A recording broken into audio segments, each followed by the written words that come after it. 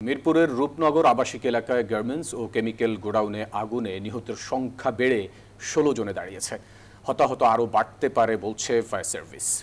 প্রত্যক্ষদর্শীরা জানালেন, প্রথমে কেমিক্যাল কারখানায় আগুন লাগে, পরে অন্তত ১৫টি বিস্ফোরণে মুহূর্তেই তা ছড়িয়ে পড়ে আশেপাশের কারখানায়। ঘটনার পর থেকেই পলাতক কারখানার মালিক। বিস্তারিত জানাচ্ছেন মাসুদ সুমন। রাজধানীর আবাসিক এলাকায় অরক্ষিত কেমিক্যাল গোডাউন যেন ঘুমন্ত আগ্নেয়গিরি। বসতি পাশে রেখেই চলতে গিয়ে সামান্য অঘটনেই ঝরছে নগরবাসীর প্রাণ। মঙ্গলবার পৌনে ১২টার দিকে মিরপুরের রূপনগর আবাসিক এলাকায় কসমিক ফার্মা গার্মেন্টসের কেমিক্যাল গোডাউনে আগুন লাগে। মুহূর্তেই বিকট শব্দে ১০ থেকে ১৫টি বিস্ফোরণে আগুন ছড়িয়ে পড়ে রাস্তার বিপরীত পাশের গার্মেন্টসে। উদ্ধারে এগিয়ে আসে বিইউবিটি বিশ্ববিদ্যালয়ের শিক্ষার্থী সহ স্থানীয়রা।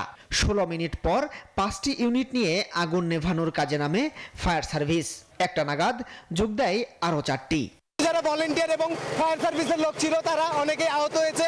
মানুষ খালি করতে থাকে, আর এর মধ্যে হচ্ছে পৌনে ১২টার দিকে হচ্ছে ফায়ার সার্ভিসের 2টা গাড়ি আসে। তারপরে হচ্ছে আসতে আরো ১৫ মিনিট পরে হচ্ছে ফায়ার সার্ভিসের অ্যাম্বুলেন্স আসে। হঠাৎ করে আপনার গ্যাস সিলিন্ডার হয়ে যায়, বাস্ট হয়ে তখন অপোজিট পাশে লেগে যায়, ওখান থেকে তার পাশের ভবনে লেগে যায়। বেলা বাড়ার সাথে সাথে কারখানায় কাজ করা শ্রমিকদের স্বজনদের ভিড় বাড়তে থাকে আশেপাশে। আহত বেশ কয়েকজনকে নেওয়া হয় হাসপাতালে। মায়া জামাই পাইতাছি না, নাম হচ্ছে মাদিয়া সুলতানা আর জয়। আমি কইছি, বাবা তুমি কই আছো?